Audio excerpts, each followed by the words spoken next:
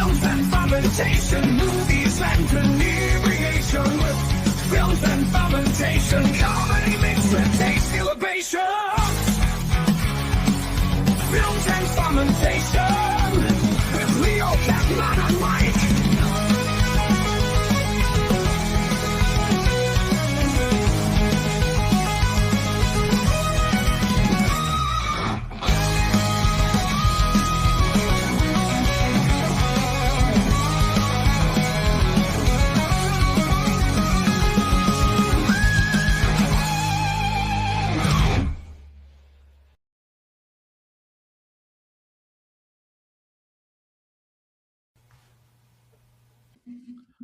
Welcome back to Films and Fermentation. Tonight, we're not just talking movies, we're storming a castle. Maps right here. Rope, check. Courage, questionable. Gentlemen, I have one request. First round's on whoever falls off the wall.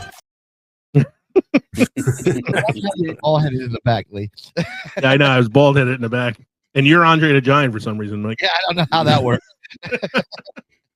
Anyway, welcome to Films and Fermentation. Tonight is a special episode. It's a pivot from what we originally were going to do. With the tragic news of Rob Reiner's death this week. We're not going to get into the details of it. It's a pretty tragic, pretty gnarly story. But what we are going to do tonight is a little tribute to his career as an actor, director, and producer. We were originally going to do a Christmas episode, but we're going to save that for next time around. Again, we are Films and Fermentation, a movie and alcohol podcast, #1 beer podcast on Good Pods. I'm Leo. I'm Kevin. I'm Mike. And I'm Jack. And that's Cthulhu Jack, who at this point, for all intents and purposes, is a de facto co-host of the show. I've become the Steve Martin of the show. Yeah, I said you're the Tim Conway because everybody thought he was on the Carol Burnett show, but he was always just a guest star.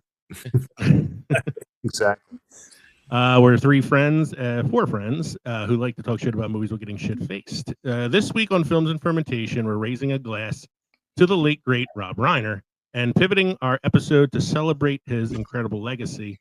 Rather than dwell on the sadness of his passing, we are focusing on the joy, heart, and belly laughs his movies poured into the world. From awkward first kisses to epic sword fights and I'll have what she's having moments, Reiner gave us scenes that basically live rent-free in our collective pop culture brains. We'll be revisiting his work as both an actor and director, sharing our favorite stories, quotes, and behind-the-scene tidbits. So grab a drink, settle in, and join us as we toast a storyteller who truly made movie magic. Don't forget, you can drop us an email at filmsandfermentation@gmail.com or visit linktree.com/filmsandfermentation. Find all of our social media and podcast links. You can watch us now on the Pod Nation Media Network on Roku, as well as the Cthulhu Jack Presents on Roku, as well as YouTube and Rumble. We are an independent podcast, which means we are listener supported. So please consider joining our Patreon for as little as $1 a month to receive members only content. For just $1, you can have what she's having. You can also buy our merchandise at teespring.com or text us at 904-867-4466. What are we drinking tonight, gentlemen? I'll go. Go ahead, sir. Still cracking through my Sam Adams seasonal, but I hadn't had this one on the show before. This is the Sam Adams Cold Brew Coffee Stout, which is 6% alcohol by volume. It is described as inspired by the espresso martini. This robust stout brings together beer and coffee for a rich roasted flavor and smooth finish. This bold brew is sure to bring extra cheer to every party. And once I chug that down, I will be going into my Sam Adams Winter White Ale, favorite of Leo's and now a favorite of mine. So, all right, Michael, what do you got going on? Like the show, I pivoted tonight because I was going to continue with the beers I got over the Thanksgiving holiday, but I pivoted and I'm going with Kings Creek Black Label Tennessee Whiskey Cider, 15% alcohol by volume, on the rocks. Are you off tomorrow, Mike? 15%? I gotta do my truck inventory, switch out my truck since it's going in for inspection while I'm on vacation, then go into the city to do a very, very small inspection. And then Mike's going home and celebrating 2 weeks of inebriation and freedom. Yes, sir. Like Kevin and I will be doing soon, as well as our schools will be closing soon. Jack, are you drinking anything tonight? Sticking with a hot toddy tonight. In fact, I'm still buried in snow. So it's the perfect whiskey, lemon, and a little hot water there. Helps it all go down nice and smooth. All right. Perfect for the cold. And that your avatar says Santa Cthulhu, Jack.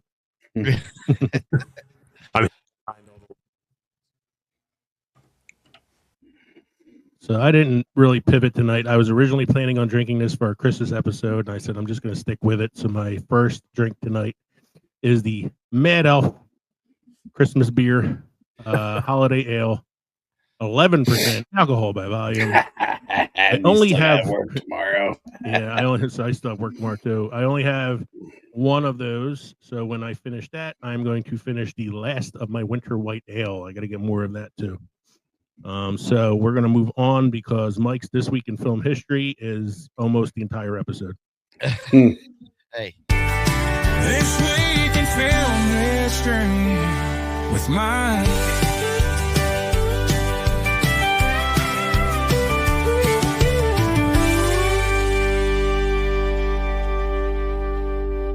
This week in film history with Mike.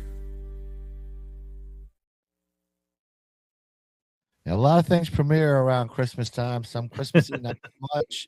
Some of them not so much. So we're going to start with 1939, Gone with the Wind, drama film directed by Victor Fleming and starring Clark Gable and Vivian Leigh. Premieres in Atlanta. Best Picture, 1940, highest grossed film of all time, adjusted for inflation.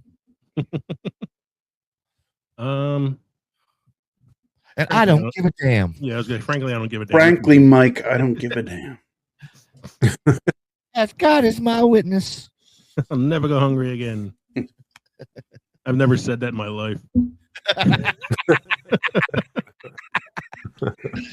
Next one. All right. 1963, the Pink Panther film premieres, directed by Blake Edwards and starring Peter Sellers and David Niven, with theme music composed by Henry Mancini. Can I tell you how disappointed I was with these movies? You don't see the Pink Panther once. Like, he just does not. There's no point. What's the point? What's the name for? The Pink Panther the Diamond. For the diamond. This is like, Knives Out, but let's We're the knives. Let's call it Scooby-Doo, and just never see Scooby-Doo. I was gonna say to play off our joke from last episode, if you're gonna have your choice of watching the Pink Panther with Peter Sellers or the Pink Panther with Steve Martin, take the one with Peter Sellers. And yeah. Next one's for Mike. 1964 filming is completed for Star Trek pilot The Cage. Cast includes Jeffrey Hunter, Susan Oliver, Leonard Nimoy, and Majel Barrett. Although it never airs, some footage reused in the Menagerie episode of the series. I wonder what the show would have been like if it continued with Jeffrey Hunter. You know what? and I know there's a series which has Christopher Pike, and I would love to watch it, but I kind of I kind of want to see him as Captain more than Kirk. There'd be a lot less sex, I think.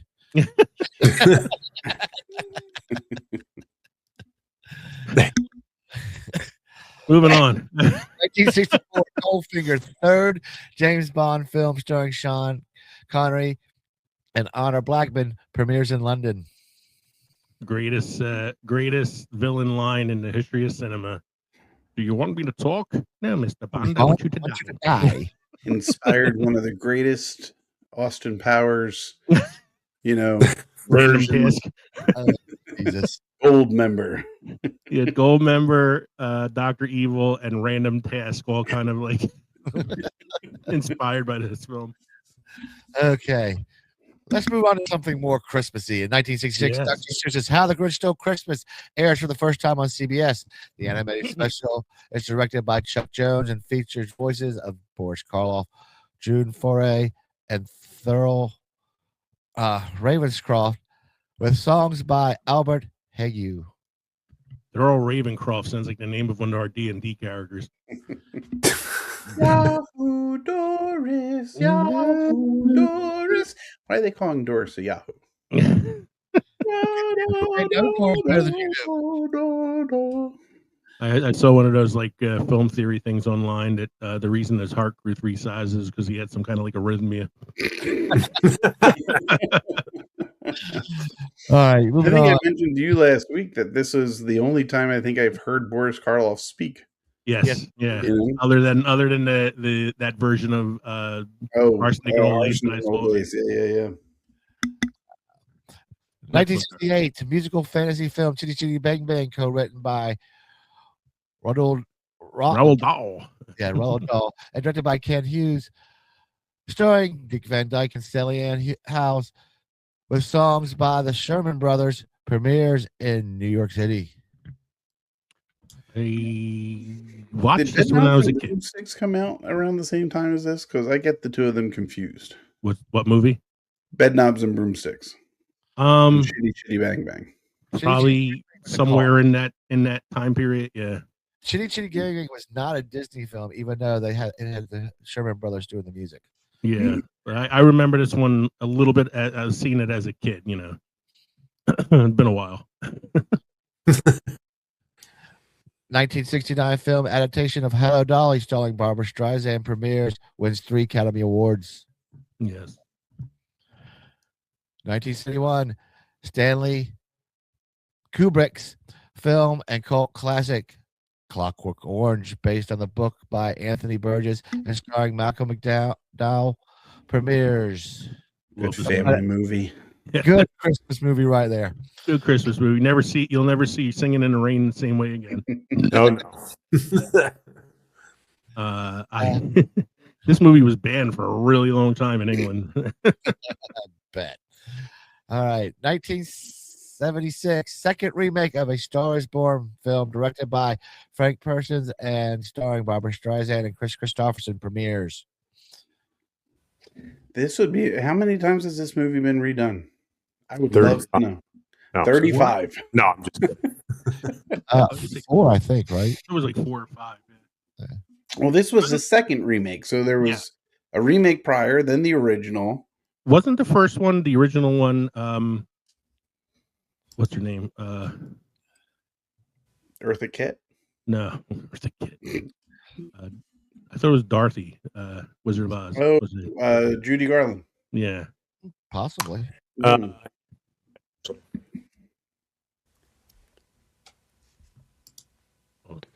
All right. We were having some debate about Star is Born and who was in the first one. Oh, yes, Judy Garland. Correct. It was Judy Garland. Yeah. Not Eartha It was Kitt. her. Fine. Not Eartha Kitt. No. Would have made sense, but no, not Eartha Kitt. And then I don't know what the third one was. The fourth one was obviously the Lady Gaga one, but I don't know what the other one was. Neither does anybody else. Yeah, who cares? Next one. 1979, Kramer vs. Kramer, directed by Robert Benton and starring Dustin Hoffman and Meryl Streep, is released. Best Picture, 1980. Mike, I think your theory last week about Meryl Streep picking out sad movies for Christmas time is really coming to fruition here. This is like the fourth one in 2 weeks. Yes. So this is Kramer versus Kramer. Last week we talked about Deer Hunter and Sophie's Choice? Sophie's Choice. All coming out of Christmas. At least time. she didn't have to make a Sophie's Choice with this movie. I'm sorry, there's a correction on The Star is Born. It was 1937. Janet Gaynor was the first girl with Cal to start. Maybe the second one was Judy I Garland. think you were thinking of Gypsy. Wasn't Gypsy Judy Garland?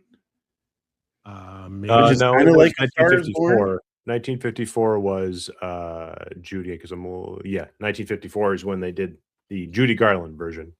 Okay. So then James the third Mason. one. Okay.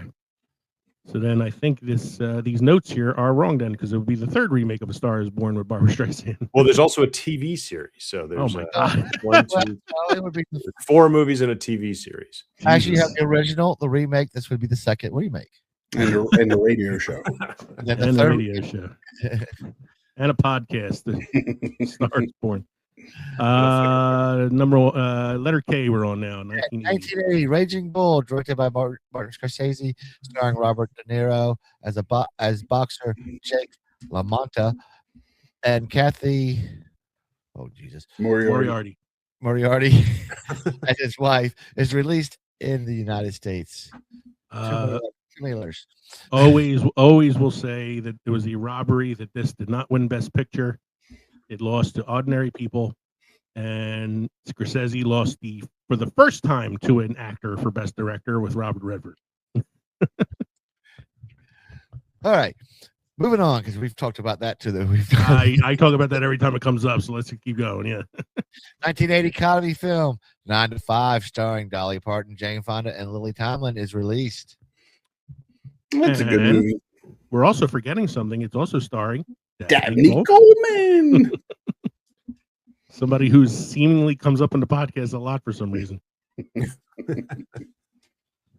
one's a good one. Hold on, I got Mike's emptying his bottle. Hold on. That That looked desperate, man. You're like trying to get the last drop out of it. You're like, this is really good, guys. I gotta get almost. all this shit. He's got his tongue in the bottle. Hey now. 1984, A Christmas Carol, directed by Clive Donner, starring George C. Scott, premieres in the U.S. Oh, So, that's a good version. yeah, so this last weekend, I was upstairs wrapping presents, and I was doing a marathon of A Christmas Carols. Which ones did you watch? George C. Scott. I watched The Muppets. I did not know Patrick Stewart's. I did not. It's not anywhere except for my DVD. I watched the what's his name? Albert Finney's. Okay. Albert Finney's. Yeah. Mickey Mouse. All the classics. Bill Murray. No, I didn't get that far. I didn't have that much to wrap. Only about This is- 5 Murray hours. Adrian. I mean, Mike, Kevin, and I always say this is our favorite, the George C. Scott one. Mm-hmm. You know, first, just above Muppet Christmas Carol for me. Mm-hmm. 1985. I know, another happy film for Christmas time. I know. 1985 film, The Color Purple, based on the novel by Alice Ooh, Walker, directed by Steven Spielberg, starring Whoopi that's Goldberg. laugh and riot, that one. premieres in New York. I tell you. So is the next one. This is the one we talked about this last week, because Color Purple got robbed by Out of Africa in 1985. This is it. 1986. 1986, Platoon, directed by Oliver Stone, starring Charlie Sheen, Tom Berenger, and William Dafoe, is released. Academy Award Best Picture and Best Director. I think Oh. isn't that a Christmas movie too? Because they do celebrate Christmas in it. With I mean, it's got a kind of a Charlie Brown Christmas tree, but Yeah, and they're all smoking weed. oh yeah, Here another Christmas movie. Yeah, 1995, Heat, directed by there you go. starring Robert De Niro, Al Pacino, and Val Kilmer, is released in the U.S. I think De Niro does the same thing as Streep with Christmas movies. He's been mentioned a lot lately too. I would like to point out that Michael Mann is currently filming Heat 2. Why? With, It's a prequel prequel sequel, I think. It's like a based prequel on the book. sequel kind of thing. Yeah, DiCaprio's in it. Next one, sir. 1998 romantic comedy film You Got Mail, starring Tom Hanks and Meg Ryan, directed by Nora Ephron, and written by sisters Nora and Delilah Ephron, is released. Hey, finally a happy film. Mm-hmm. Even though it is about a corporation is. taking over a small business. It's interesting to see how dated it is because Yeah. you use technology in the movie. You know, You no got longer mail. are there chat rooms, or do you get notified of you've got mail, or hear the Yeah. screeching of the modem. We're getting excited when you have mail. Mm-hmm. Yeah, you're like, fuck, why's all these emails? All these people emailing me. Well, spam now. Yeah, Mhm. pretty much. Next one. 2001 first Lord of the Rings film, The Fellowship of the Ring, is released and earns $47 million during the opening weekend and $871 million worldwide at the box office. You mean there's 2 more? We talked about this last week, how the fact that it was all of them were filmed at the same time was great because they were able to release them all a year after each other and not make you wait for it. Yeah, not like the Stranger Things. Yeah. So the kids are in their 40s now. Right. I said, so Jack, Mike was making a reference to Mike and I and our wives saw Fellowship of the Rings in the theater. And at the end of the film, you know, they're walking towards Mordor and 2 ladies sitting in front of us go, that's how it ends? And I said, no, there's 2 more movies after this. And they were like, 2 more? We have to sit there 2 more? 6 more hours? 6 more hours? And that's not even the director's cuts. I know. No. Talk about a movie marathon. That's 2 days worth of movie. Here's another happy Christmas film. 2004 $1 Million Baby, directed by Clint Eastwood and starring Hilary Swank and Morgan Freeman, is released. Best Picture 2005. It's kind of a bizarre time to release that movie. Yeah, and I saw this one in the theater, and I remember at the end going, God damn, I did not expect that. This was one of the most depressing films I ever watched. Oh, yeah.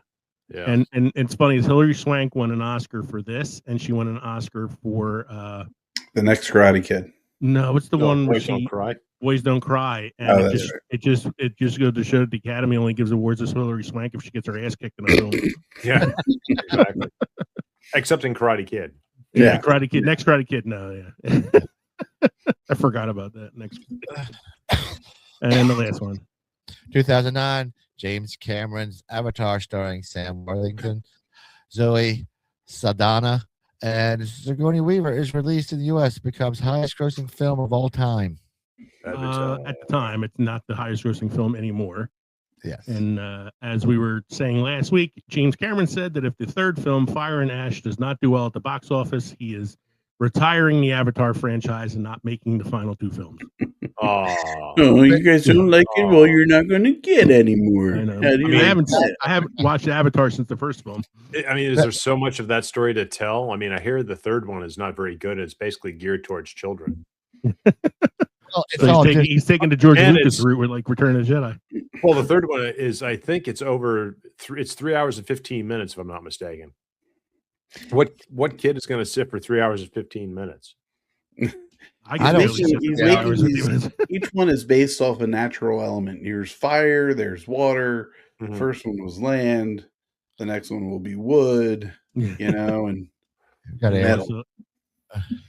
Yeah, I don't know. He may not be making it, but like I said, it's still a Disney property, so you know they're still going to make the fucking movies. Yeah. Wasn't he already given the money for the movies to make I'll the give it to J.J. Abrams.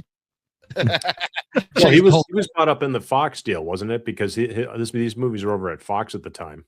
I believe so. No. They had it before that because they had put Avatar into Animal Kingdom before the Fox deal was done. Was it Sony, maybe? Maybe. Because they did buy Sony before they bought Fox. Oh, did that they? Mickey, Donald, and Goofy have cameos in the original Avatar. Of course they You do. know, they're Big getting blue ready guy to with go. mouse ears. They're getting go here. Oh boy! Well, I just think Disney doesn't like Zoe Saldana as anything but either green or blue or. And she won the Oscar for that penis to vagina movie. Oh my God, was that her? That was her. Really? She won the Oscar for that. Oh man. Man to woman or woman to man. Oh, see, I had forgotten all about that. Penis to vagina. Penis to vagina. I had that as a drop for the longest time, and I finally got rid of it.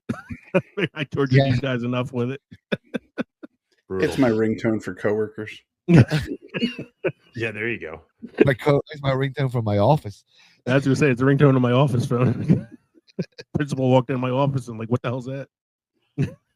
The kids in your classroom sitting there singing it. Penis to vagina. All right, moving on.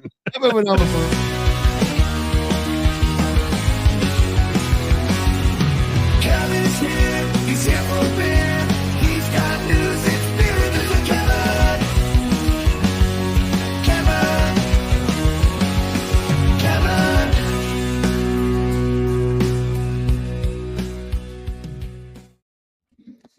This one comes to us, gentlemen, from the BBC across the pond. This is King Charles pours the perfect pint at new brewery. King Charles successfully poured a perfect pint of Guinness on a Christmas visit to a new brewery in London's Covent Garden, where he tasted his pint-pulling effort. Tasted his pint-pulling efforts. This was his first public visit since the King's video message revealing good news about the positive progress of his cancer treatment. And he seemed to be really enjoying the moment. The King surprised some shoppers outside the event, wishing them a Merry Christmas and shaking hands in an impromptu walkabout in the rain. The King, who seemed in festive form, joked with carol singers that they may be moonlighting from the Royal Opera House and teased reporters that they were not getting to test the drinks on display. The King was opening the Guinness Open Gate Brewery,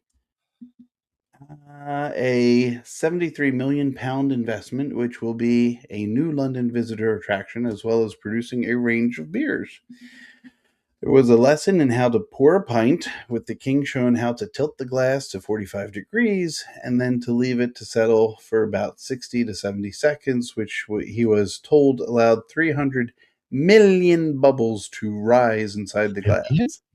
Million.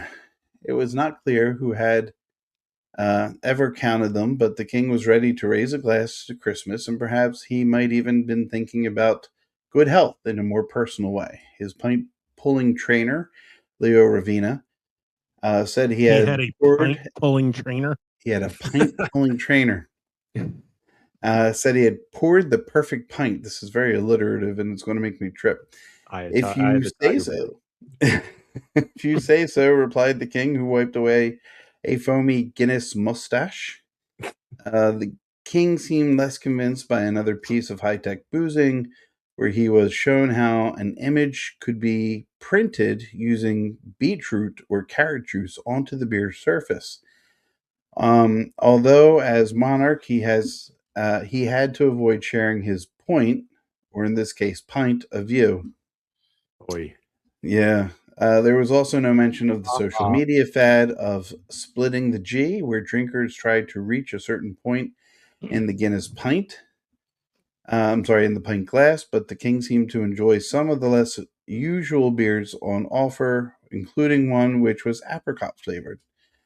This tasting session was in the 232 bar, named after the temperature at which the barley is roasted to get a distinctive flavor.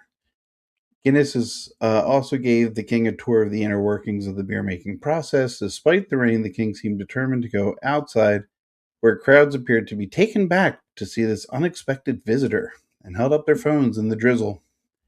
He chatted to a couple about keeping their baby warm in the downpour.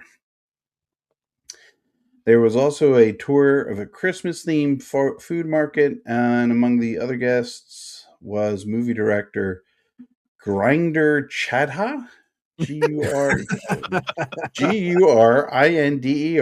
Chadha, who made Bend It Like Beckham and has now launched a modern version of A Christmas Carol called Christmas Karma.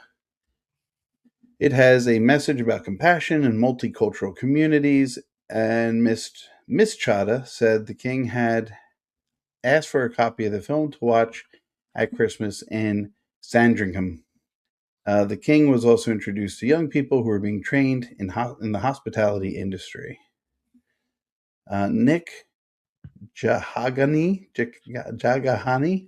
of Guinness's parent company Diageo welcomed the seasonal royal visit.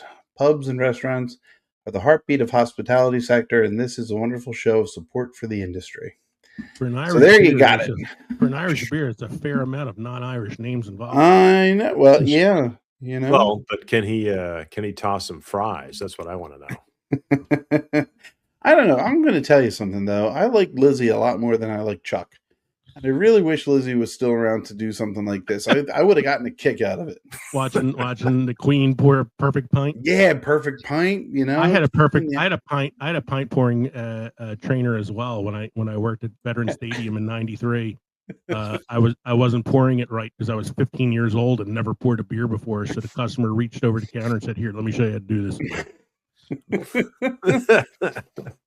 I actually laughed when I first saw the title of this because it was like King Charles pours perfect pint at new brewery, and it made me think of a line from Good Morning Vietnam where Robin Williams goes, "This is sin. The Pope is Catholic."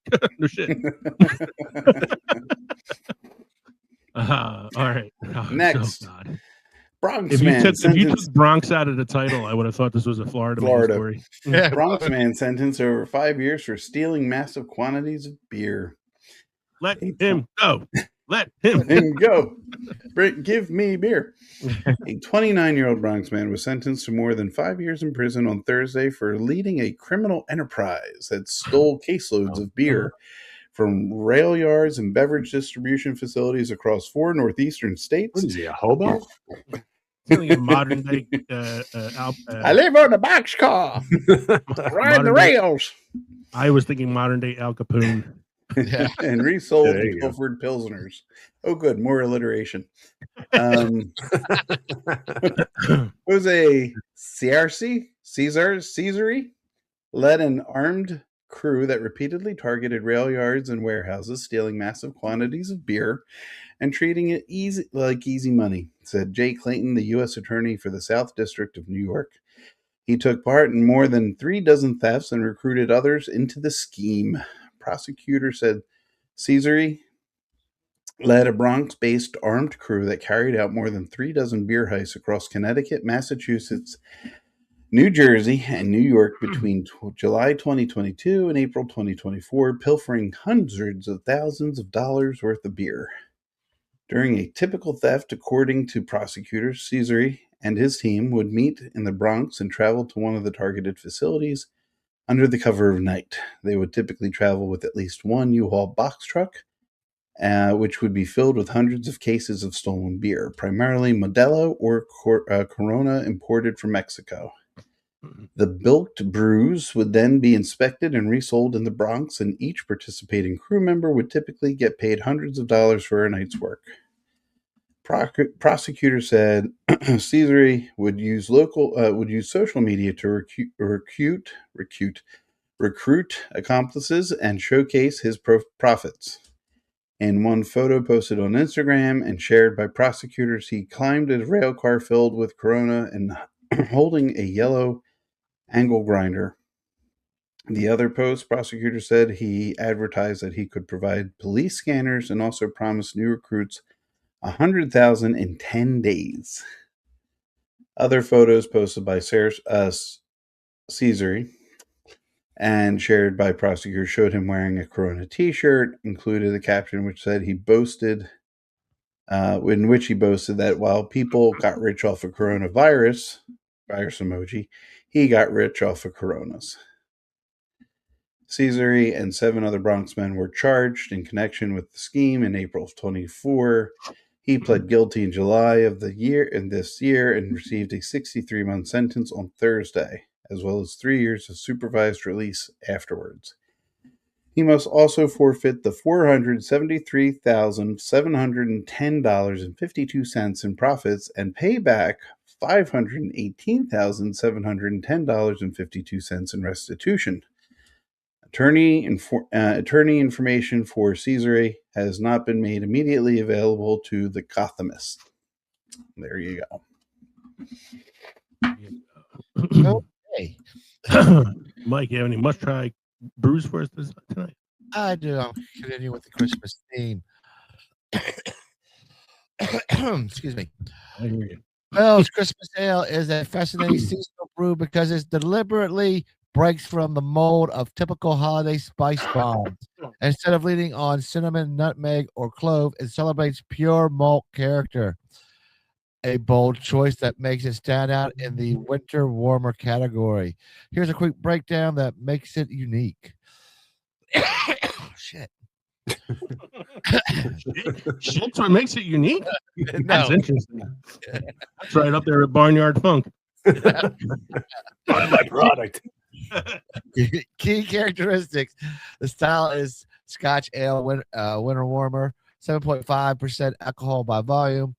Flavor profile: smooth caramel and toasted malt backbone, earthy herbal hops from Michigan and the Pacific Northwest, subtle spice notes that come naturally from malt complexity, not added ingredients. The brewing inspiration: designed as a seasonable holiday beer, something you can enjoy more than one without palate fatigue. Uses Michigan grown barley, custom malted by Breeze Malting to deliver a dry, toasted note and toffee like sweetness. No added spices, setting it apart from the crowded field of cinnamon and clove heavy winter ales. It is the kind of beer that pairs perfectly with cozy winter rituals, wrapping gifts, sitting by the fire, or sharing stories with friends. The malt driven warmth makes it festive without being overwhelming. As I was saying, I finished the 2 beers I was already planning on drinking for some reason because, I have a problem. So I'm drinking a Mike's Hard Black Cherry now as an alternative since I ran out of things to drink. We are moving on to the main segment tonight. Tonight, we are talking about the career of the late, great Rob Reiner. I'm going to start this with a quick little tribute video that I made in his honor. So here we go. You're Mr. Bunker. You figured that out, huh? A Hollywood legend who may have started out in television comedy, But I would be proud to partake of your pecan pie. but whose expansion into filmmaking gave us perhaps the greatest romantic comedy, You can't handle the truth. the most quotable courtroom drama, and the first mainstream mockumentary. This morning we are remembering the incredible life and career of Rob Reiner, who has passed away at the age of 78. Beat it, or I'll call the Brute Squad. I'm on the Brute Squad. You are the Brute Squad. Oh, God. Oh.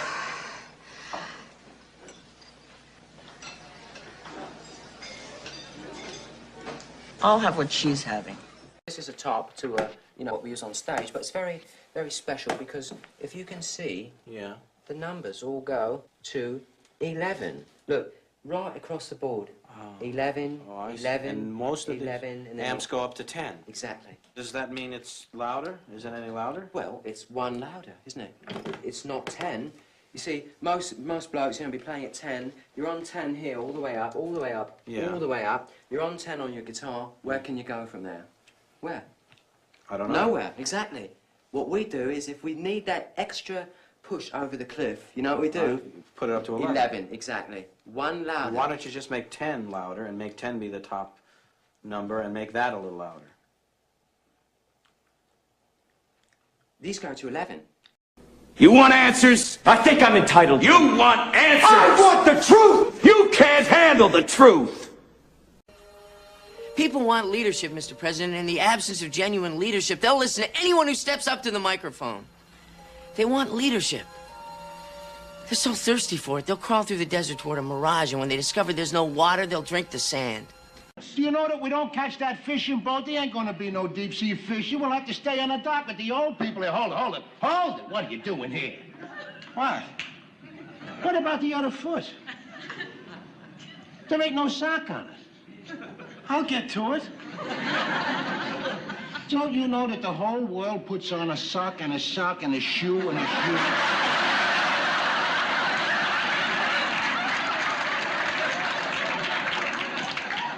I like to take care of one foot at a time.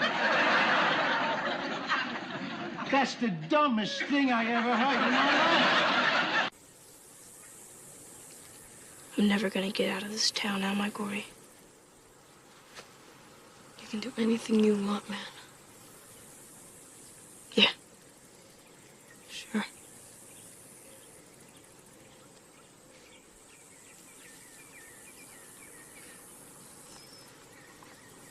Give me some skin.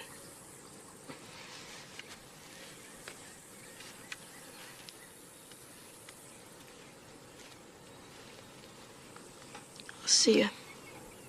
if I see you first?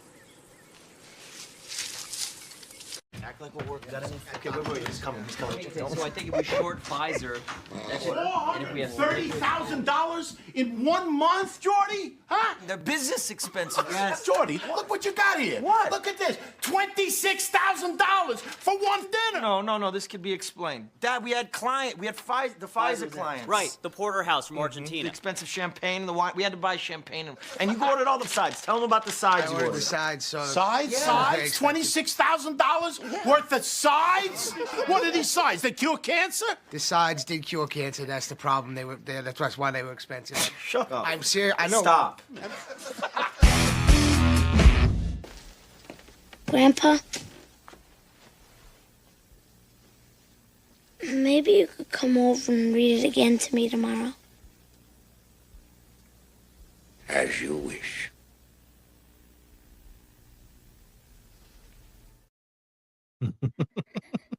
I think it should have ended on the home movie one where it was him in the bed. Yeah, you I know. know. I thought about that, and I was like, it was hard to find like a good clip of that. But it was also like there were other ones too that I could have included, but it was just like it was already 5 minutes. I was like, I'm gonna. Did you have to use like the gayest scene from Stand By Me? I love that scene, man. It's a great scene. I love Stand By Me. I'm sorry. I like everything about that movie. I don't care. I love the movie too, but that's like the gayest scene. Oh, that's the scene right before he tells you about how he dies. So it's like I actually cut it off right there. I was going to include the after story too, but I kind of cut it off. Anyway, Rob Reiner, born 1947, was an acclaimed actor, director, and producer whose work helped define modern American cinema and television. He first became a household name as Michael Meathead Stivic on All in the Family, winning Emmys and establishing himself as a gifted comic performer. In the 80s and 90s, he shifted behind the camera and delivered an astonishing run of classics across genres, including This Is Spinal Tap, Stand By Me, The Princess Bride, When Harry Met Sally, Misery, and A Few Good Men. He co-founded Castle Rock Entertainment, which produced influential films and series. Reiner's career is remembered for its emotional warmth, sharp wit, and enduring impact on both pop culture and the craft of storytelling. Anybody have anything they'd like to say? I'm just got my shivers when you said Misery, as usual. No, that movie, man. That movie. My ankles hurt. Yeah, that was the last one that was the last one I reviewed of his not recently, it was last, I guess, beginning of this year.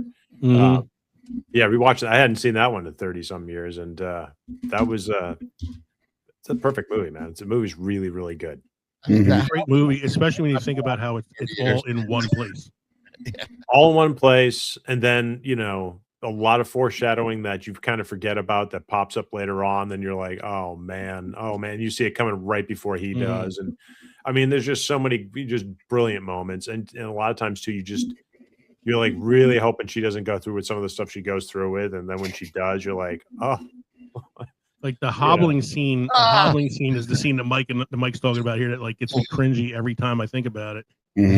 But I also like, as many times as I've seen the film, I always jump at the scene where Richard Farnsworth gets shot in the back. Yeah, no, I was gonna say well, it's funny with the hobbling scene, you really don't see anything. I mean, that's what's great. Is they cut it like right, like through 2 or 3 frames in from like when the foot starts to go. So it's your imagination that just carries that, which is great. And then as Farnsworth, it's like when you get to him in the house, you're like, oh, great, it's the cops. They're finally there. Nope. And she kills him. It's like, oh shit! Like I really thought he was going to save. Oh yeah. Well, and it's great because it builds up. I mean, he doesn't have much to do except he's just kind of putting this together on the sides. But you really come to like him a lot, as well as his wife, and all the kind of other characters in the film that are not in there not that much.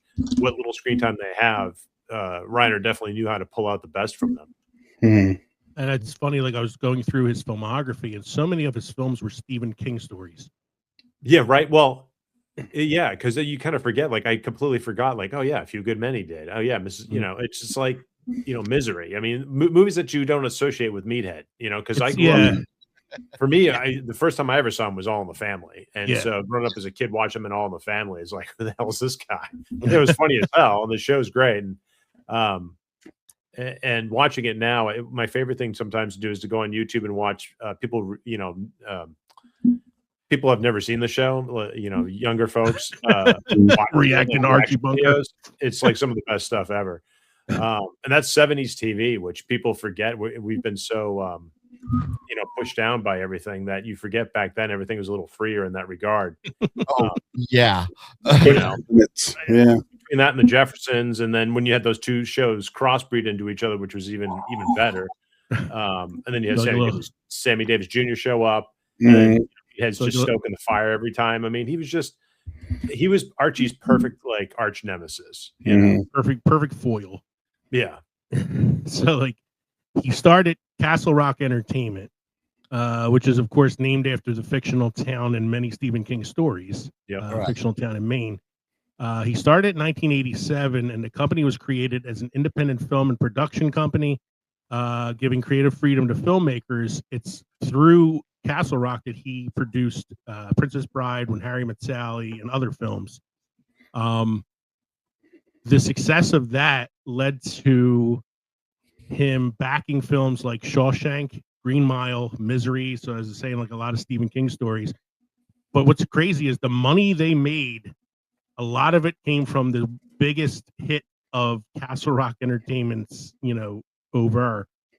He was the producer behind Seinfeld. Oh wow, Seinfeld, Castle Rock, through Castle Rock Entertainment. Right, yeah. And that's how that's where like a lot of the money that came into the production company he was able to use for a lot of the films that they were able to back because of it. I mean, that's he had like 3 careers. He was an actor, then a director, and then a producer, and was pretty good at all of them. And he comes from royalty. His father's Carl Reiner, so it's he already comes from Hollywood royalty. Yeah, Carl was hysterical. Yeah, I love Carl. Isn't he the oldest man? Is the 2,000-year-old man that used to do Mel Brooks. Yeah. So I'm not going to go into the awards thing too much here. He never won an Oscar. He was nominated one time as the producer for A Few Good Men for Best Picture, but never got a directing Oscar. Which is crazy. It's crazy when you consider the things that he's done in his career. The filmography is crazy. We talk about how like directors usually have some sort of like signature that you can pick out. No. You don't have. He doesn't have a signature. No, that's what I'm saying. You got, A Few Good Men we just talked about in Misery. Like, if you told me that those were 2 different people, I'd totally believe you. Mm-hmm. Like, I'm just looking at his directing category here. He did a bunch of TV movies at first. His first major film that he directed himself was This Is Spinal Tap in 1984. So right off the bat, you got a mockumentary. Right. Okay. In 1985, he directs The Sure Thing with John Cusack. It's John Cusack's first major film role. So he's the one to blame. Yeah. This is actually, it's a really funny movie if you've never seen it. It is. It's a fun little movie. No, I'm talking about the rest of John Cusack's career. John Cusack, no. But it's actually a really good movie. It's a good, it's like a teen road trip, like 80s sex comedy kind of thing, but very sweet. Pretty good movie. And it's John Cusack, it's Anthony Edwards, Daphne Zuniga, really young in this film. Nicolette Sheridan. It's a really good movie. I actually just rewatched it recently because I haven't seen it in a while. Then in 1986, he does Stand By Me, a coming of age film. A movie that I watch literally at least once a year. It's one of my all-time favorite movies. Again, we get to blame him for Will Wheaton. Not in this film, though. I mean, he's really good in this movie. If you're talking about Toy Soldiers, that's a different category, but this is a really good movie. Ooh, I was going to actually watch that the other day. I saw that on Toy Soldiers? Toy Soldiers. I was like, ooh, I remember that movie. I watched it not too long ago, Jack. Really doesn't hold up well. Yeah, I know. I can imagine. I would love to hear you review that one on the channel. I think I might have to. Then he does Princess Bride, 1987, probably the movie next to Shawshank, the movie I probably watched the most in my life. That's a movie. Yeah. It's funny, I haven't watched it in a while, and the other night, I think it was Tuesday night, I put it on, and my wife goes, "You're watching Princess Bride again?" And I was like, I haven't watched it in a while, and Rob Reiner just died. I want to watch Princess Bride. And I quoted the entire movie from beginning to end as I was watching it.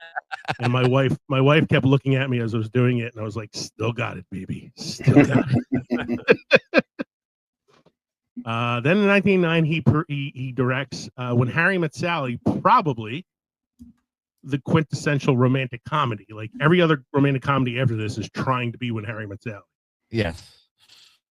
I think this is, to me, this is a perfect film. I love this movie so much. That is, yeah, absolutely. Mm-hmm. I mean, I'm not big on rom-coms or anything, but this one I can watch. My wife and I watch this probably at least once a year too, because it's just such a great film. Oh, see, coming from you doesn't mean much because you watch a lot of rom-coms. Let's say it. This is probably my favorite rom-coms, and I don't watch rom-coms. I don't watch a lot of rom-coms. This is one that I will watch because I love it because it's so well acted. The dialogue is amazing. It's written by Nora Ephron. It's another thing is he works with good people. Yes. Right. So like this is Spinal Tap. He worked with Harry Shearer and Christopher Guest and all these really good people. Harry Met Sally works with Nora Ephron. Princess Bride, he works with William Goldman. So I mean, it's like he works with really good people. American President, he worked with Aaron Sorkin. Yeah. I mean, like he surrounds himself with the right people. Misery, he basically puts Kathy Bates on the map with this film. Oh, no kid. Oh my God. And so he goes from a rom-com to a horror within 1 year. Then in 1992, he directs A Few Good Men, possibly the most quotable courtroom drama of all time.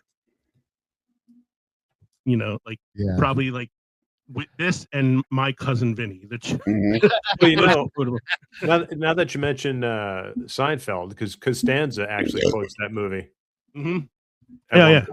Yeah. So that's funny now that you mention that. You can't handle the truth.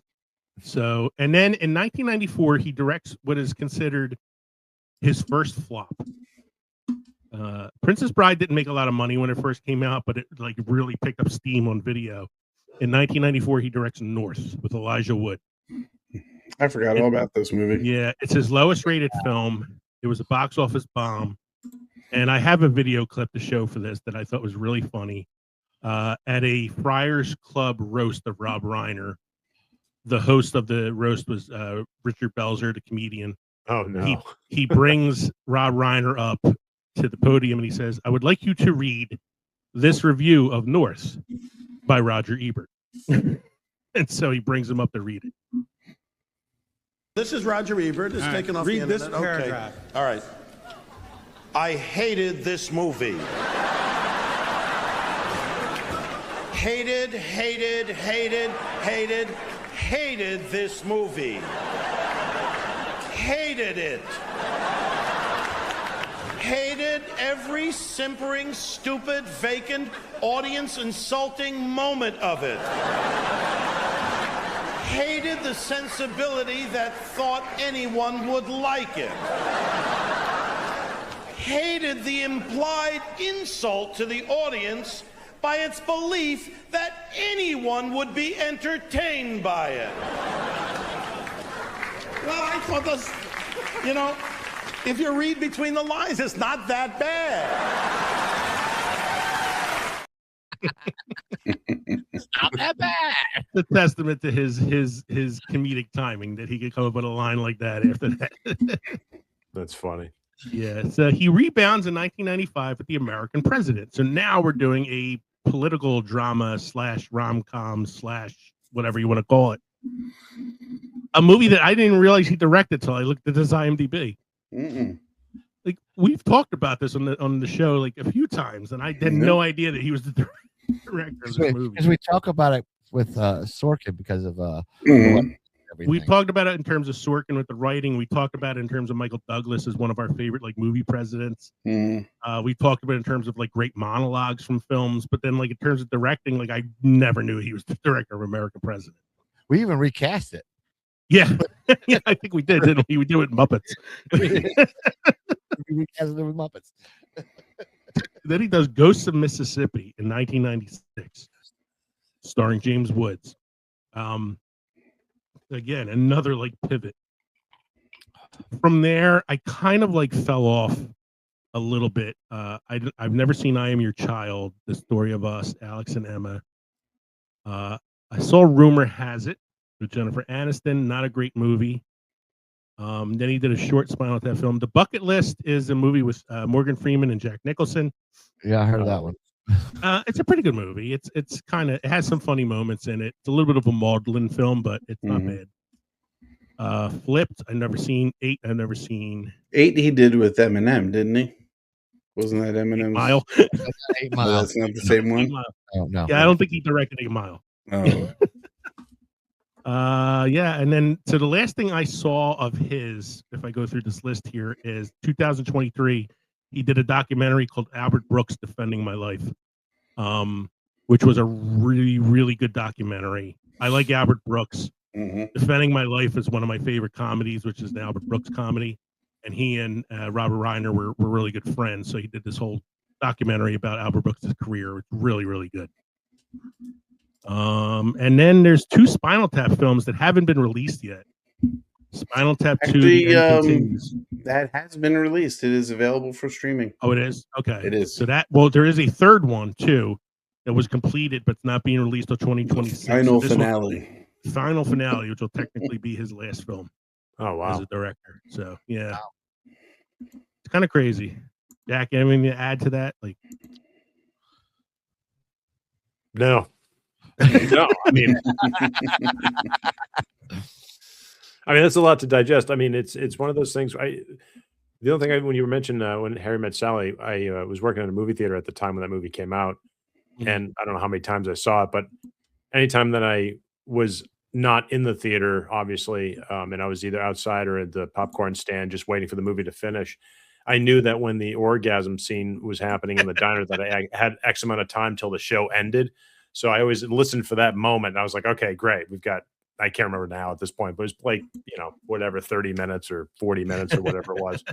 So I was kind of like halfway through the movie, but that's funny. Yeah, it's kind of sad, man. I mean, it's, he's one of those directors that, there's a lot of guys that have, you get the Wes Andersons and the Tarantinos and the guys that kind of do the same shtick, except just has a, kind of different clothing on it every once in a while. But he really just kind of was all over the place. And I think that has a testament to do also to his father and how much his father was also, did TV stand up, I mean, that's what those guys did back in the day. They were entertainers. They did everything. A lot of these guys, even his father, and before that had started in vaudeville. So it just kind of makes sense. But for him to have that kind of, wide berth of films to choose from, I think is pretty extraordinary.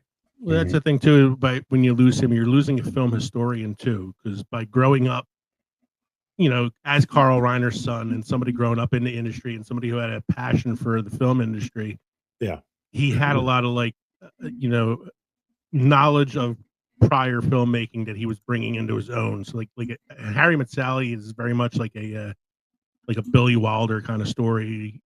Sure. Preston Sturges kind of thing. So it kind of like. And then you think it's something like Misery, even though it's considered a horror film, it does have some very early horror elements where it's not about the gore, it's about the jump scare and the well, and I think too, it really helped him out a lot, and I think it's from his personal experiences of working on television first, because when you're working on television, you have 20 some odd episodes to do a season. So, everything's usually, even back then, it was pretty quick paced, and everything had to be rehearsed, and so on and so forth. So when you have all that kind of knowledge going into it, I mean, he didn't make his first movie until you said, 1984 for Spinal Tap, which to me, when I first saw it, I thought it was made in the 70s, and I saw it as a kid. So I was like, I had no idea at the time. But I think that helped him a lot to navigate that field of directing, because he knew how to rehearse everybody really well. Because that's the thing with his movies is everybody's just solid. There's no, no weak link comes to me. It's all pretty solid performances across the board with everybody. He has really real performances too. Yeah, he has a hand in a lot of the casting in his films as well. And he's really good at picking out the right actors for certain roles. So Stand By Me, he picked out the kid actors and he had them spend time with each other so that they actually had a friendship before going into the film. Princess Bride, he was the one who brought in Andre the Giant to play Fezzik. He's I don't see anybody else play it. Who else could play this? Right. I like. I mean, with Princess Bride too, which is one of my favorite films. Just that's one you can always just pop in and pick it up anywhere. You know exactly where you are and where you're going, and Yep. has so many agreeable lines to just remember. Was the old one rising? Exactly. What was I going to say? But the what makes that movie fun is it's just constantly moving. And what I find a lot of times now, and more so with like TV shows and such, or streaming shows, is that when people have conversations, they do this whole thing. I notice it a lot in like shows like Walking Dead, where everybody's walking, kind of talking, but not really having a conversation, and then suddenly stops, and then you get this, kind of diatribe of dialogue for the next whatever minutes until a zombie just silently jumps out or something happens or whatever, and you kind of nod off. Whereas if you watch The Princess Bride, they're always moving. I mean, they may stop here and there, but during the whole sword fighting sequence, you have this banter between these two characters, which is very reminiscent of obviously the swashbuckling type of stuff in Errol Flynn days. Yeah. But it's kind of crazy when you think about it. That movie was made in the 80s and they did that. And movies now where cameras are smaller, lighter, and so on and so forth, people just stop because for whatever reason, it's not as interesting. Yeah. And you want to be able to drop that exposition, but keep your audience involved as well. And that's what makes that sword fight scene so great. Is you learn a lot about these two characters while the action is happening around them.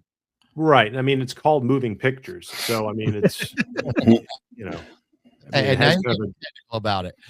Right. Well, I mean, it's kind of a double entendre with it. I mean, you want to have you always want to have the characters moving, and even if they're just, talking in a scene, it should be moving. You just wiggled your finger. Doesn't that make you happy? My wife got out of the car going home from work today, and I was standing outside, and I see her getting out of the car, and I went, "Hello, lady." She probably rolled her eyes at it. Yeah, she usually does. I love backstories, like behind the scenes stories, and one of my favorite Princess Bride stories is they're getting ready to film a scene. Andre's in the scene and a couple other people, and Rob Reiner goes quiet on the set, and Andre the Giant rips a fart that goes on for like 17 seconds. It was like this long, loud, rumbling fart. And Rob Reiner turns to Andre and he goes, "You feel better, Andre?" And Andre goes, "Cool now, boss." Like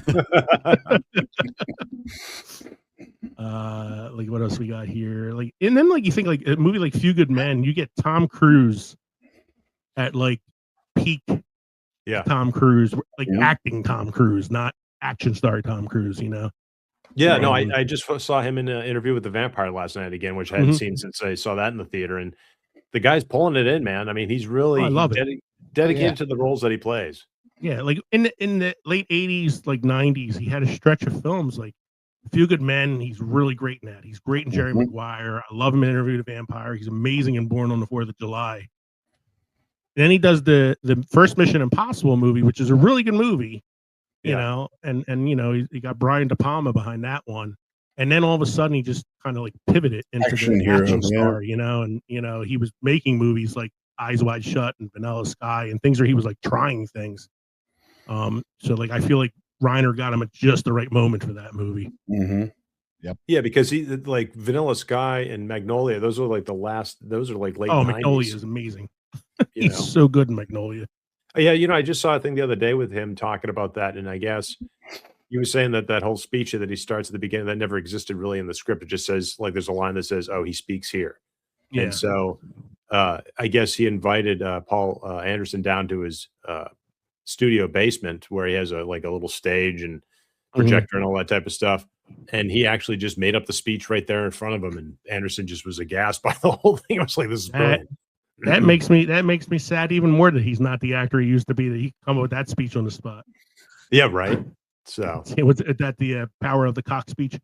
Yeah, exactly.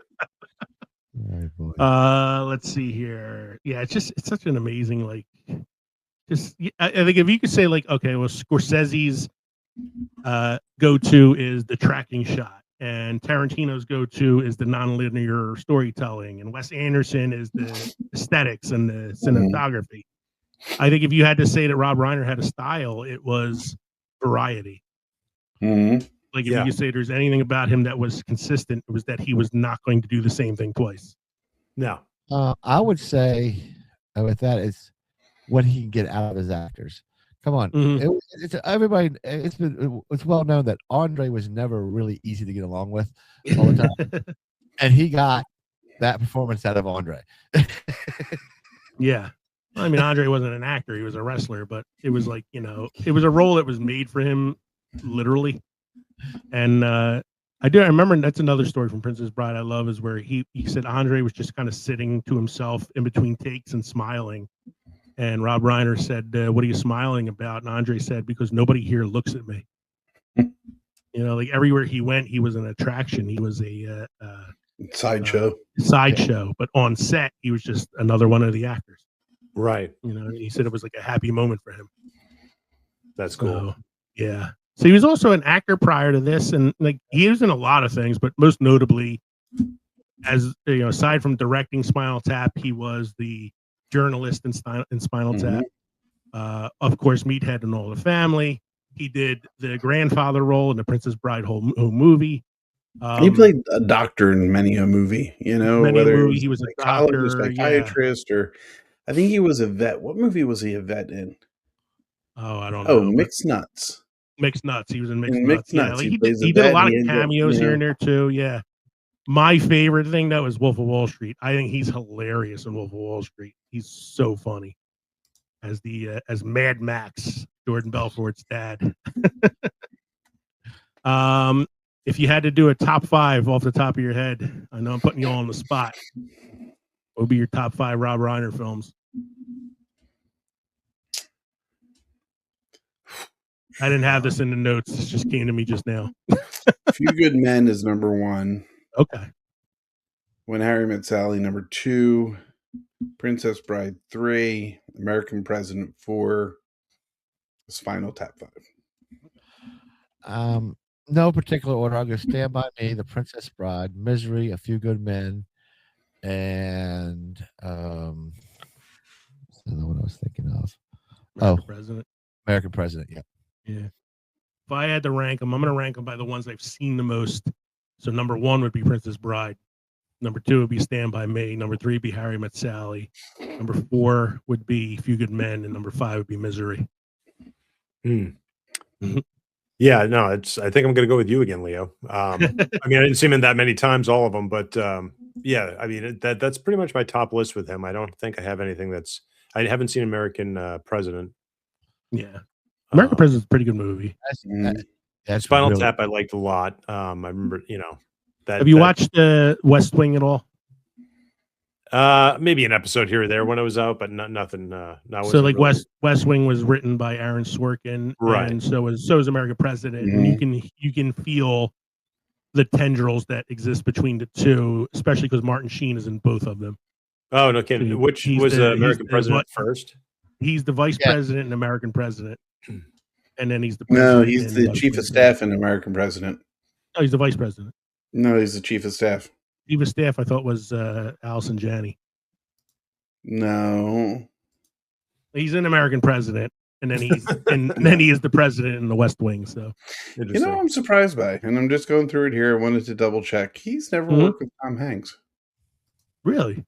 I haven't come across anything where he's worked with Tom Hanks. Yeah, it's funny because I just read the filmography. You think I would have noticed it, but yeah. That's weird. And that I seems don't know like why. That seems because maybe Tom Hanks and Nora Ephron are such a pair. When you, I know because he did Sleepless in Seattle and You Got Mail are both Nora Ephron. Right.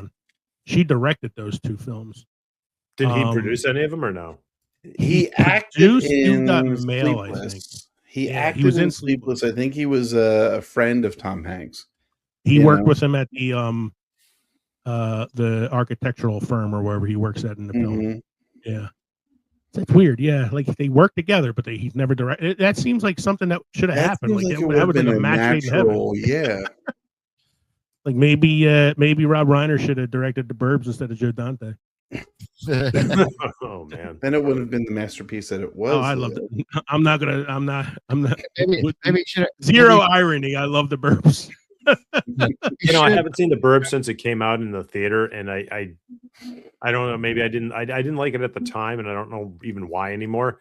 But if you've seen it recently, Yeah, I watched it like 2 weeks ago. I love the movie. I mean, does it hold up? I mean, no, I it's a barely terrible remember film. it at this point. It's a terrible movie. It's a horrible movie. It's All a right, bad shit good. movie. I was okay. I'm not crazy, But I have proclivity for some bad films, so I actually like it. The movie he should have directed with Tom Hanks should have been Joe versus Joe the Volcano. You know. Perfect. That would have been a great movie. That's see, I love The Burbs. Kevin likes Joe versus the Volcano, so we both like really bad I Tom see. Hanks Gotcha. movies. The Money Pit. Money Pit. Money Pit's actually pretty good. Mhm. No, but nobody likes The Bonfire of Vanity, so we're not going to. No, God, no. Or Hudson All right, we have Hawk. some. Oh wait, Listener- these gentlemen love Hudson Hawk. Yeah. I Oh love my Hudson God, Hawk. no. I fucking love Hudson Hawk. Oh my God. Oh.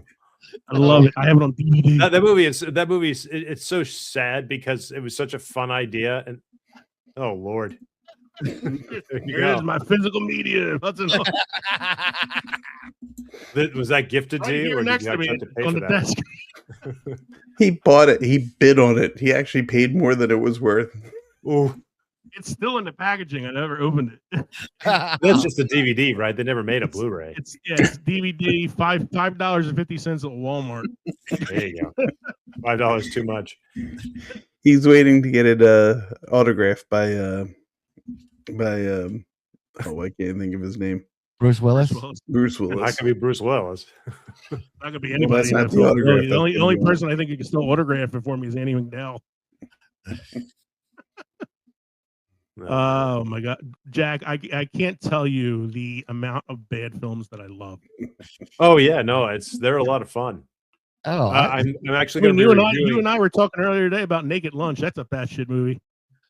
Oh yeah, yeah. I mean, that was it's been taking me a long time to get to finally sit down and watch it because I wanted to be right in the right frame of mind. If there's even a possibility with watching that movie, Were you sniffing bug powder? the bug powder, and I didn't really remember much of it at all because I hadn't seen it in 35 or whatever years, and so watching it again, I love that. I love the experience of like not remembering shit and then just watching him film again like you just had seen it for the first time all over again, but a little bit of that kind of residual effect from the past. So it was wild. And then just listening to the commentary the second time was a hell of a lot of fun. I'm going to throw one out at you, Jack, real quick. Nothing to do with Rob Reiner. It's just it's a forgotten film. I would never do it on Films That Time Forgot because nobody's going to know this one. Mhm. But I'm curious to know if you would know this one. It stars Judd Nelson and Bill Paxton. Oh It's yeah, the called Dark Backward. I have that. There we go. I knew Jack would know it. And I had it on Dark- Laserdisc. You have that one? I don't know if I still have it on Laserdisc, but I definitely have it on DVD. Yeah, I love that He's movie. got it on beta. Dark Backward is a movie about two guys who work at a junkyard, and one of them suddenly grows a third arm. Yeah, I saw that in the theater. That movie is very great. I mean, You saw it in the theater? Wow. yeah, I saw that in the theater, and it was that came out around the time with like Street Trash a few years before that. Yeah. Which was a Well, trauma around the same film. time as like what's that Freaks movie? Freaks, or yeah. Not the the obviously No, not the 30s one, but the Freaked. It's called Freaked, I guess. Freaked, With, yeah. What's his name? Winter there, the Bill and Ted kid. Yeah, Alex Winter directed it. Yeah. Yeah. So you had all those weird, bizarre movies at that time, and it's great. I mean, and then you had The Vagrant with Bill Paxton. We had this crazy vagrant that's like harassing through the whole movie. Jack and I should do a side podcast called Shitty Movies. Oh yeah, yeah. You know, it's funny. People argue put with it me behind the about Patreon Basket wall. Case. What'd you say, Jack? I was going to say people argue with me about that movie Basket Case Oh, because I I love hate Basket that movie. And I just think it's terrible. I don't even think it's like a fun good movie or fun bad movie. But again, I haven't seen it in some 30 years. Maybe it will be fun now. But No, back it's still, then, it's still a crappy movie, but what's that? it's still a crappy movie, but it's Yeah. one that I've watched recently. Yeah, no, it's one of those I gotta check out again. If I need like just to watch something for the sake of watching something, I will often just put on a really bad movie because I don't care. Like I love them. So Well, that's what I love is because now they run Mystery Science Theater on YouTube and such. I just love having that on in the background where you have the Mystery Science Theater guys, and then you get the movie, whatever the hell it is. I mean, I can have that. To me, that's the most beautiful background other than music is just having We're those guys talking about make the original whatever the hell you want. MST3K. What's that? The original one with Joel Hodgson. Yeah, Joel's great. Yeah, the original Joel, one, Mike, any of those guys. As the Manos Hands of Fate episode's a great one. Yeah, no, that. Well, I love too when they make fun of the, like the industrial videos or the industrial film strips at the beginning. Mhm. I mean, those are bizarre. I could keep going, Jack, but we're gonna move ahead. Listener shout outs tonight. I said earlier, what's your favorite Rob Reiner film on Twitter? I didn't get many responses because I kind of put it out there late because again, this was a last minute idea. Nate, who's been on the show before, Monster Island Film Vault, says it's a basic choice, but The Princess Bride, and I told him that's not a basic choice. It's my favorite of his films, so don't worry about that. And Dave Garrett on X also gave us Stand By Me, and I said, great choice. I do watch that at least once a year. So this is our last episode of the year. We're going to take a little break for Christmas and New Year's, spend some time with our families, and we'll be back later in January with our next new episode. So I thought we'd end tonight with a quick mailbag question. Tammy Q on X sent us a question. It said, what's the best movie featuring a character with your first name? And I took the liberty of doing the research on this already for all of us because I figured there's a lot going on with that question. So let me bring up the list that I have here. So starting with my name, we have Leo Marvin, which is the Richard Dreyfuss character in What About Bob? We got Joe Pesci in the Lethal Weapon series as Leo Getz. We have Channing Tatum in the movie The Vow as Leo Collins. We have the animated film Leo that was on Netflix in 2023, voiced by Adam Sandler. But my personal favorite, Leo Bloom from The Producers, played by Gene Wilder and Matthew Broderick, respectively. Leo Bloom. That's a good Leo one. Bloom. Mm-hmm. Leo's not a name you hear a lot, so Kevin is a name you hear a lot, though. So we have Kevin McAllister in Home Alone. Mm-hmm. We have a film called We Need to Talk About Kevin, which is about a school shooting, so we're going to move on from that one. Let's keep moving on. A lot of abuse in these movies. Man, it's a crazy movie. Minions has a minion named Kevin. Banana. Banana. James McAvoy's main alter ego in the Split film is Kevin Wendell Crumb. Yeah. But my personal favorite is Pixar's Up. Kevin is a girl? I agree. That's my favorite Kevin too. There we got Mike, one that comes up a lot in movies, oddly enough. You got Mike the Mouse and Sing. You got Mike Hanlon in the It films. You got Elliot's older brother Mike in E.T., Mikey Walsh in the Goonies, John Favreau's character in Swingers is Mike Peters. You got Magic Mike, Channing Tatum character as well. But my personal favorite from Monsters Inc., Mike Wazowski. Hey. Hold on. There's also Mike from Michael, the the Archangel movie. Yeah, with John Travolta. He smells like cookies all the time. And I didn't want to leave Cthulhu Jack out, so I have one for Jack and for Cthulhu. So for Jack, we got Titanic, Jack Dawson. We got Jack Sparrow from the Pirates films. All water-based movies so far. Mm-hmm. Makes sense. Jack Skellington from A Nightmare Before Christmas. Jack Torrance from The Shining. Oh, even better. Jack Reacher. Jack Ryan. Jack Traven from Speed, the Keanu Reeves character. Baby Jack from The Incredibles. Robin Williams' son Jack from Hook. But my personal favorite, Jack Burton from Big Trouble in Little China. Hey, there you go. I think you missed one. All the reflexes. Yeah. What's the one I missed, Mike? Jack Frost. There's a bunch of Jack Frost films. You got to pick one. Oh, yeah. I've seen them all. That's terrible. This one. And then for Cthulhu, we have The Call of Cthulhu from 2005, Relic of Cthulhu from 2009, a Cthulhu from 2007. We have a Spanish horror film from 1990 called Cthulhu Mansion. Call Girl of Cthulhu from 2014. And even though the name Cthulhu was never said out loud, the arrival of this creature at the end of the film Underwater from 2020 might as well be named Mr. Cthulhu. Yeah, I reviewed that. I love that movie. I love that movie. It's a really good movie. Oh my god, that sequence with the deep ones coming after her. Yeah, that's a really, really good movie. I thought you were going to say at the end of Hellboy with the tentacles coming out. Yeah, that's another one. It's kind of pretty Cthulhu-ish. Mike, you have any beer trivia history for us this evening? I got some beer history. November 1975, Anchor Brewing Company released Our Special Ale, quickly recognized by its Christmas tree label and holiday greetings. It was the first seasonal beer from an American brewery since Prohibition, sparking the modern tradition of Christmas ales, rich spiced brews that appear before Thanksgiving. The recipe, based on Anchor's Liberty Ale, has been tweaked annually, with the 2014 edition marking the 40th release and featuring a giant redwood on the label. Flavors often suggest nutmeg and cloves, though the exact recipe remains secret. Early versions leaned more on hops than malt.